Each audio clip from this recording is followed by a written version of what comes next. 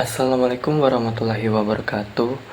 Shalom, Om Swastiastu, Namo Buddhaya, dan salam kebajikan.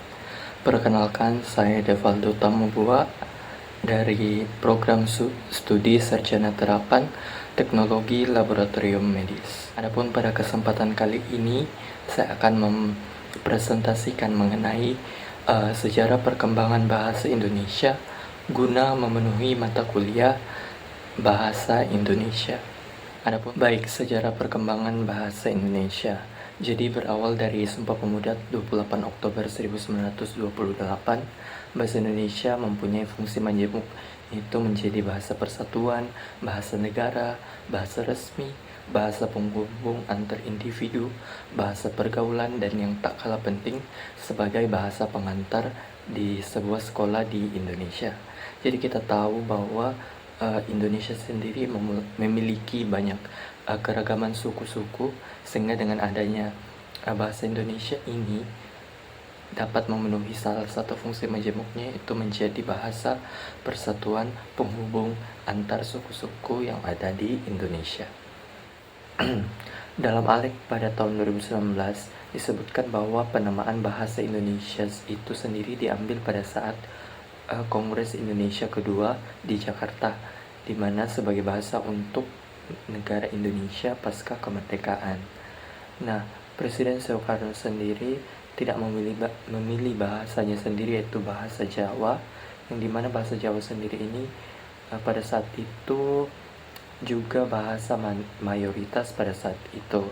Namun beliau memilih bahasa Indonesia yang beliau dasarkan dari bahasa Melayu yang dituturkan di Riau. Kemudian Rahayu pada tahun 2019 mengatakan bahwa bahasa kita yang dinamai bahasa Indonesia berasal dari bahasa Melayu, yaitu salah satu bahasa daerah di bumi Nusantara ini. Bahasa Indonesia sendiri digunakan sebagai salah satu alat untuk mempersatukan bangsa yang bersuku-suku, mengusir penjajah Belanda, dan kemudian meraih kemenangan. Selanjutnya, bahasa ini digunakan dalam berbagai kehidupan secara luas.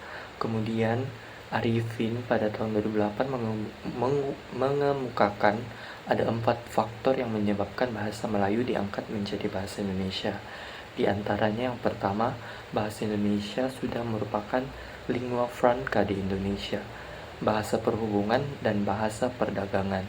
Yang kedua, sistem bahasa Melayu sederhana dan mudah dipelajari, karena dalam bahasa Melayu tidak dikenal tingkatan bahasa seperti bahasa Jawa, ngoko, kromo, atau dalam bahasa Sunda yaitu kasar, lemes, atau perbedaan antara bahasa kasar dan bahasa yang halus.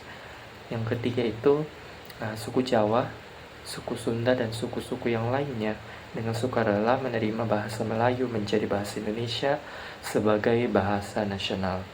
Dan yang terakhir, bahasa Melayu mempunyai kesanggupan untuk dipakai sebagai bahasa kebudayaan dalam arti yang luas.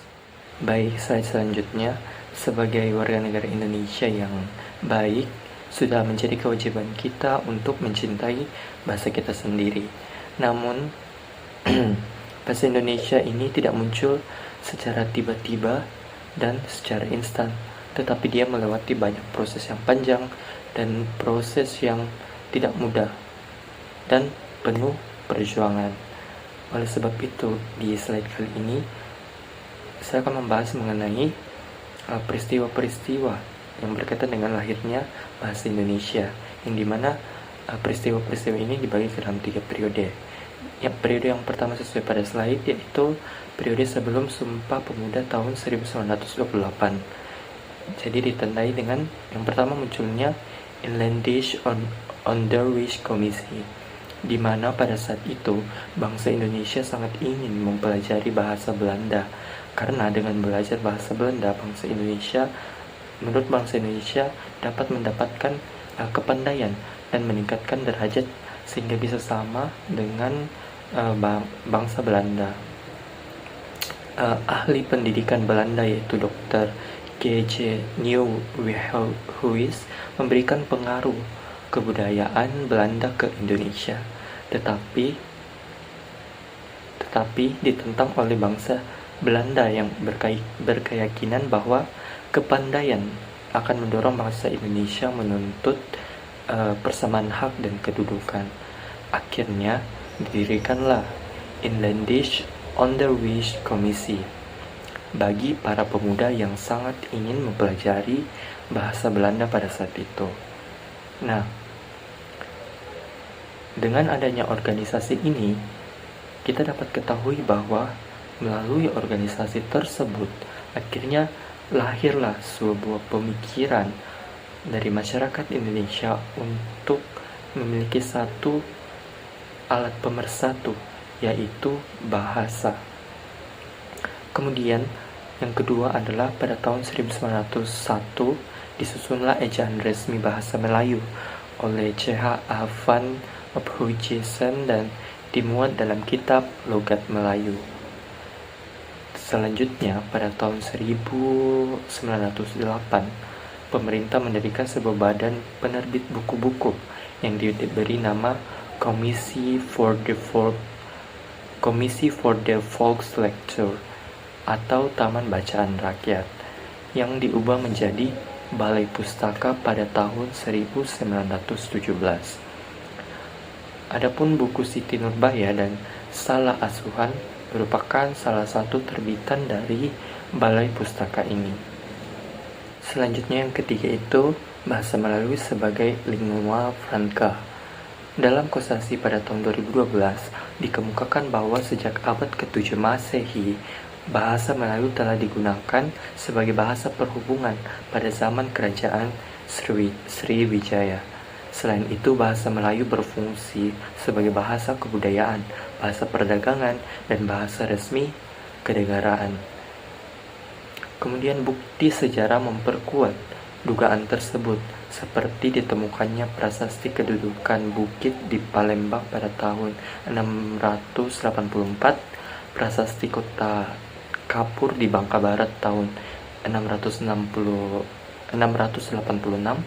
kemudian prasasti Karangbrahi antara Jambi dan Sungai Musi pada tahun 688, yang berisi Prai Nagari dan berbahasa Melayu kuno. Next slide.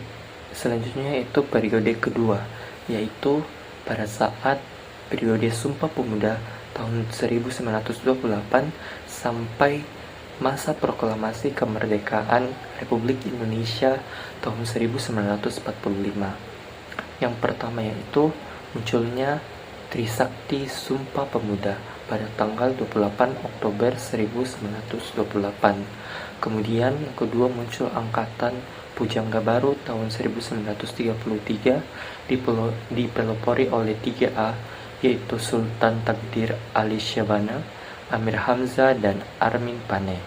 Yang ketiga itu Kongres Bahasa Indonesia pertama di Solo pada tahun 1938. Dari hasil kongres ini, dapat disimpulkan bahwa usaha pembinaan dan pengembangan bahasa Indonesia telah dilakukan secara sadar oleh cendekiawan dan budayawan Indonesia pada saat itu. Kemudian yang keempat, bahasa Indonesia sebagai bahasa utama pada tahun 1942 sampai 1945, dan tepat pada tanggal 18 Agustus 1945 ditandatanganilah Undang-Undang Dasar Republik Indonesia, di mana dalam Undang-Undang Dasar ini salah satu pasalnya menetapkan bahasa Indonesia sebagai bahasa negara. Lebih tepatnya terdapat dalam Undang-Undang Dasar Republik Indonesia pasalnya yang ke-36. Dan yang kelima itu munculnya Angkatan 45 yang memiliki ciri pada dinamika kata-kata. Salah satu contohnya dari Angkatan 45 ini adalah salah satu tokoh dari Angkatan 45 ini adalah Syaril Anwar. Next slide yaitu periode yang ketiga, yaitu periode proklamasi kemerdekaan Republik Indonesia tahun 1945 sampai sekarang saat ini. Yang pertama itu pada 19 Maret 1947 diresmikan penggunaan ejaan Republik atau ejaan Swewandi sebagai pengganti ejaan Van Ophuijsen. Kemudian yang kedua itu Kongres Bahasa Indonesia kedua di Medan pada 28 Oktober sampai 2 November tahun 1954. Hal ini salah satu perwujudan tekad bangsa Indonesia untuk terus-menerus menyempurnakan bahasa Indonesia. Kemudian yang ketiga pada tanggal 16 Agustus 1972, H.M. Soeharto, Presiden Republik Indonesia, meresmikan penggunaan ejaan bahasa Indonesia yang disempurnakan atau EYD sebagai pengganti ejaan sebelumnya. Kemudian yang keempat, menemui berbagai kesulitan seperti kurangnya kata dan istilah yang berhubungan dengan iptek, kurangnya penelitian bahasa Melayu, serta kurangnya buku-buku iptek dalam bahasa Indonesia. Pedoman umum pembentukan istilah pada tahun 1975. Dan yang kelima yaitu peristiwa Kongres Bahasa Indonesia yang ketiga pada 28 Oktober sampai 2 November 1978 di Jakarta. Hal ini merupakan peristiwa penting bagi bangsa Indonesia untuk terus berusaha memantapkan kedudukan dan fungsi bahasa Indonesia. Sejak saat itu Kongres Bahasa Indonesia terus dilaksanakan setiap 5 tahun sekali. Slide selanjutnya yaitu dari berbagai peristiwa perkembangan bahasa Indonesia tadi, perlu ditekankan dan perlu diketahui bahwa sejarah perkembangan bahasa Indonesia itu sendiri telah sampai saat ini telah mengalami berbagai revisi ejaan sebanyak 5 kali. Di antaranya diawali dengan ejaan Van Ophuijsen atau Melayu Lama pada tahun 1901, kemudian diperbarui atau direvisi pada tahun 1947 menjadi ejaan Republik atau ejaan Swewandi. Kemudian berubah lagi atau direvisi lagi menjadi ejaan Bahasa Indonesia yang disempurnakan pada tahun 1972. Kemudian pada tahun 2015 direvisi lagi menjadi PUEBI, dan yang terakhir, revisi yang terakhir sampai saat ini terjadi pada tahun 2022 menjadi direvisi menjadi EYD versi ke-5. Baik, sekianlah pemaparan presentasi saya mengenai sejarah perkembangan bahasa Indonesia yang cukup menarik karena kita tahu sebagai bangsa Indonesia, bahasa Indonesia yang kita gunakan sehari-hari ini ternyata telah melalui berbagai revisi sehingga mendapatkan ejaan yang kita gunakan saat ini yaitu EYD versi yang ke-5. Baik, cukup sekian presentasi saya mengenai sejarah perkembangan bahasa Indonesia. Kurang dan lebihnya mohon dimaafkan. Saya tutup dengan ucapan terima kasih.